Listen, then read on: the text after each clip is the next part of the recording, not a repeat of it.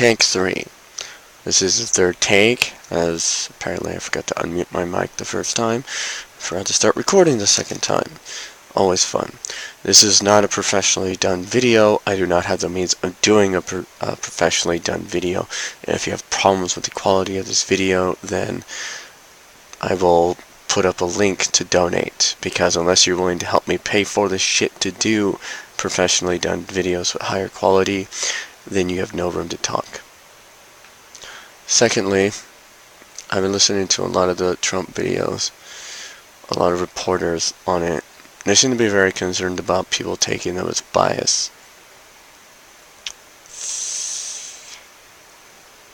When you say to the people that, do you think that, like, things would be better under Hillary? And you say, no, I don't think she would be any better because she's a insider or massively corrupt and all that stuff. I can't help but look at that and then look at Trump and then look at his supporters, and I'll be like, you people can't tell a difference.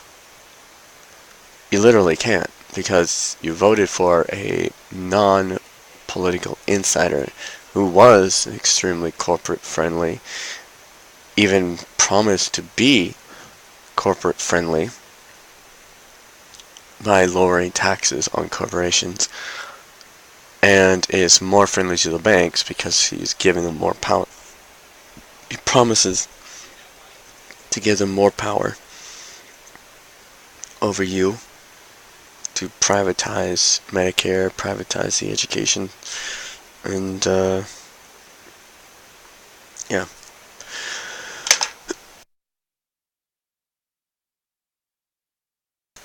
So, you really can't tell. I know there's a bunch of bullshit about how she was taking money from the Saudis, and just recently there was a release that Trump was setting up hotels in Saudi territory. So, you have no idea what you've done. You voted for the exact thing you didn't want to vote for. Which was ironic, because it means the rest of us get to laugh at you and say, we told you so. But then I'm looking at these videos and I'm like, why are people still comparing him to Hillary? And saying that she's like him. Okay? Or that she would be like him. Or you tell yourselves that it would be no different with Hillary. Now that I find bias, because you assume, because she is a political insider, despite the fact that she's been working for the people all these years, despite the fact that all those investigations that she was in not only pale in comparison to the number of investigations to Trump, but the interesting irony of that in itself is that people seem to think that it was okay to vote for Trump, even though he had more than 10 times as many investigations on him than Hillary did. And the only reason why investigations were on Hillary was because the Republicans would not accept the previous investigations that had her innocent.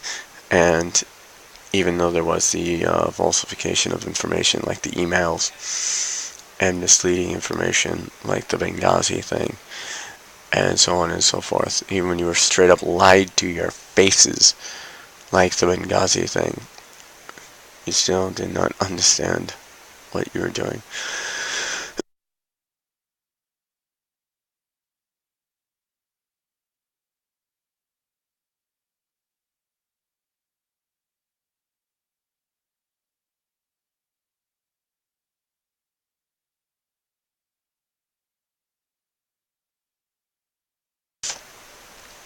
So, it goes to a very basic, simple rule structure, which is, for everything Trump does wrong, you're going to say Hillary's just as bad. But Hillary's not just as bad. When you say she is bad, you are trying to bring her to his level in your mind, to your listeners. Or when you say that she would be worse, you're making excuses for him to make him less demonstrable, or somewhat an improvement over what?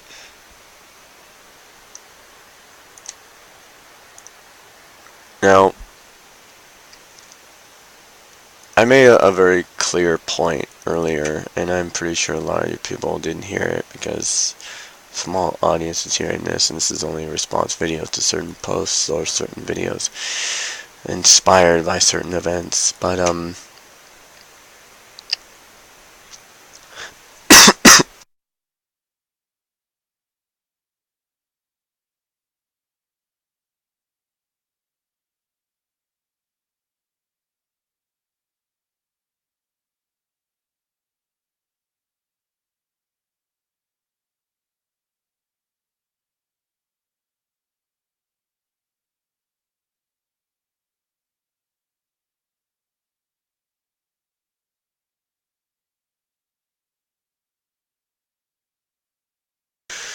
never make videos with acid reflux. Shit. Alright. So, I look at these different movements, these different groups. We did an analysis with me and my friends. We found something very interesting. One of our analysts, somebody with more free time in their hands, found something interesting. Trump is a racist, but he's not knowingly a racist. He doesn't follow the KKK. He doesn't follow Breitbart. He does follow New InfoWars, and they're basically, InfoWars is controlling him. All he cares about is money, his own pocket. Regaining the Trump name, which even if he is president-elect, he is still screwing his name over like a 5-cent whore. So it goes without saying, and I'm pretty sure a lot of you people can't understand unless I do say it, so I am. You guys pick the most corrupt candidate in mind because he lied to your faces and said that he was anti-corruption. Of course, the reason why he bullshitted you guys was because you can't tell what corruption is. You think that corruption is encouraged by the system, despite the fact that there's anti-discrimination laws and systems that are designed to protect people from being discriminated upon. But, like all systems, these have a merit of having oversight, which means they are still run by human beings, making systems that are designed in their own essence to combat these human error or choice to say is difficult. I have yet to see anyone actually do it, except for my own system, but that took years of development and coordination, and people who actually understand what's on the line. Other people more interested in their name. So I took a look and I was wondering, what do these people actually stand for? And from what I understand, the alt-right is mainly because they want a movement. They want to be validated as some big political group, despite the fact they have absolutely no political message of their own. Despite the fact that they are a bunch of children who want attention. And Trump gave them that attention and power, which, ironically, says quite a bit about him and how easily he is to be manipulated. He says he is for the people. I really don't think you people understand. There are a lot of different cultures, a lot of different groups. For one, there's the anti-American ones, like the Confederates. Now, the Confederates, neo-Nazis, and KKK, and all these white supremacist groups, I have to speak to you all and say that your world isn't that great if it failed so many times. Now you guys make a lot of pseudoscience, a lot of arguments, but you also say that actual scientists are wrong. So it goes without saying, are you cherry picking on your facts? You only listen to your people, you don't listen to other people. You just want what's in your head, and people will kiss your ass. You don't want the truth. You have a problem with the truth. You call it political correctness. And I'm making this very clear. This is politically correct. A pen. A pen. The liberal agenda is that you will be able to write with this. Globalist agenda is that you'll be able to convey and transfer information with this on paper. Okay. Make notes. Make records. Write down your thoughts. You know what the corporates do with this liberal agenda? For your right to be able to have this tool. The globalist agenda, the corporate agenda. Corporate agenda is quite simple. We want your money. But then, in order to get your money, we have to make something simple that can be mass-produced, lasting, and effective. Which means we get a pen. That is corporate agenda right there. Making something nice that you will like to spend your money on so that they can get your money. And they can keep getting your money by selling you things which you will buy because you like them. Is that really such a bad arrangement? We get to write things down. We get to do things freely. You alt-right people. You anti-PC people. You'd be like, did you get my my soda with the hamburger on hamburger CD? And they'd be like, what? It's like I'm being politically incorrect about what handwriting is on a piece of paper. The hamburger. Do you see what was on the hamburger? It's like, what? It's confusing, I know. But that's how you PC people, anti-PC people are. So, you can't really blame people for saying you are incoherent with your message. I prefer the term more hypocritical, hypocrisy, in a sense.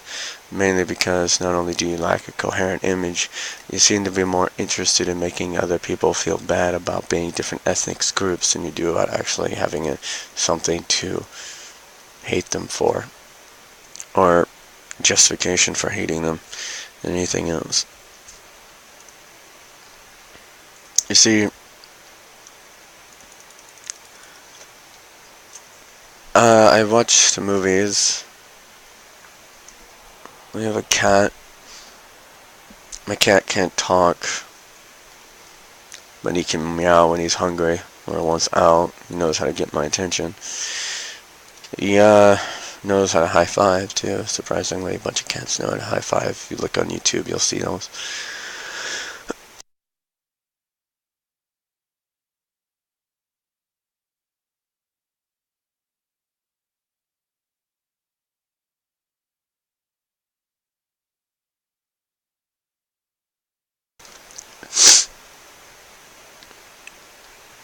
So, what do people really hate?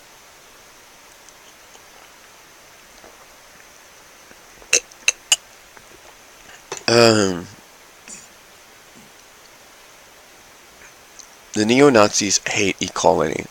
They think Hitler was a great leader. Hitler was a fool. Hitler was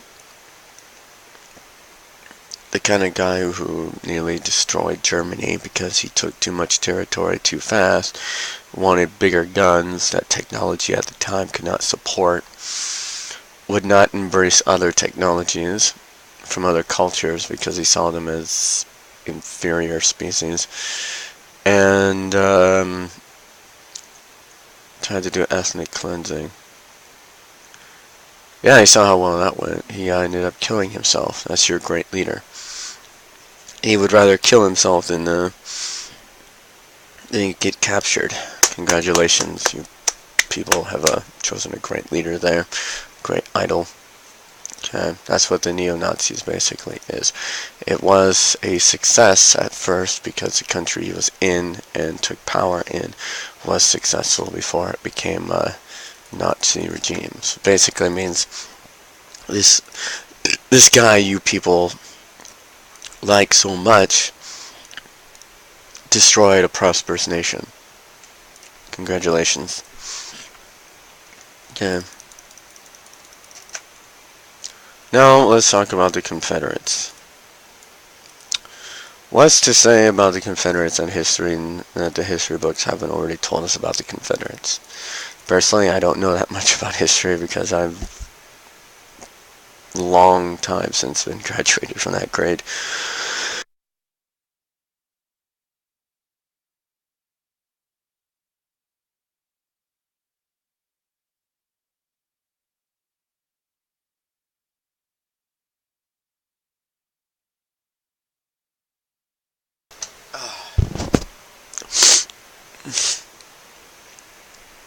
But I do remember they were the enemy of the United States. I remember the Confederates lost the war. So, congratulations, people who host the American flag and the Confederate flag. You are actual spies of the Confederates, trying to take over the United States and transfer it into the control of a fallen government culture of the Confederacy. So, congratulations, another failed government. And so, not only have you chosen to follow a failed system, you also chose to wave a flag of a government that the military fought against, won against, and saw as the enemy. So, in a sense, you are enemies of the state.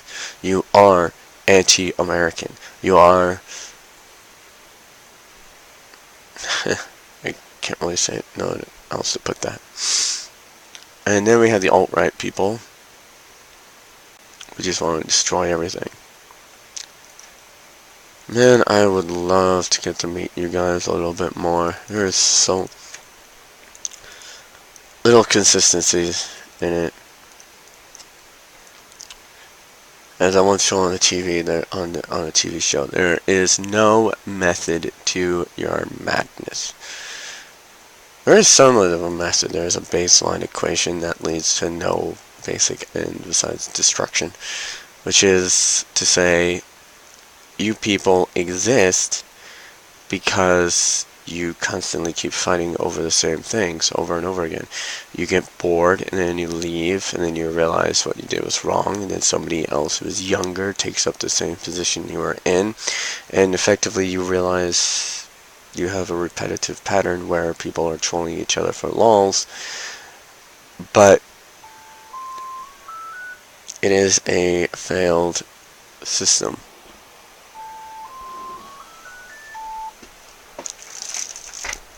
Failed in every way. Because it is not self-sustaining. I say give unto Caesar that is Caesar, and give unto God that is God. The point of that phrase is to basically say only one basic thing. You judge a person for their deeds and for their words. You do not judge them for other people's.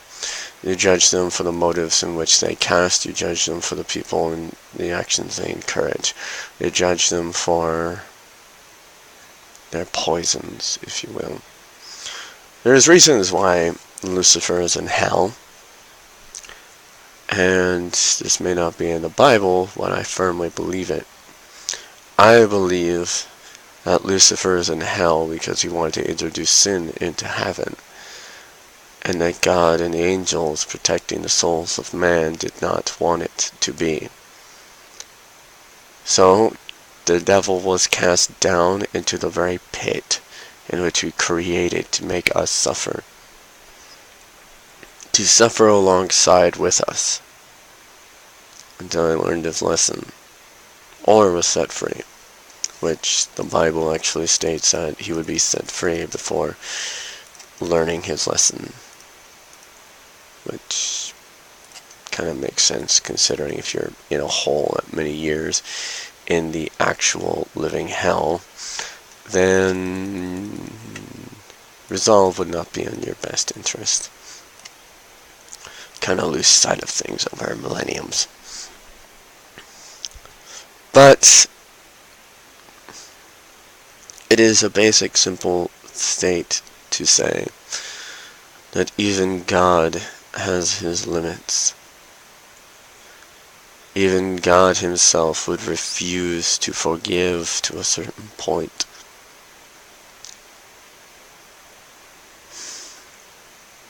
Which brings me to the application of that phrase. Confederates, Ku Klux Klan members, and so on and so forth, and particularly this message goes to the left and the right of the White House. This goes to every single human being who actually gives a shit about this system at all that helps us live our lives. And that is a very simple message. A gunman goes into a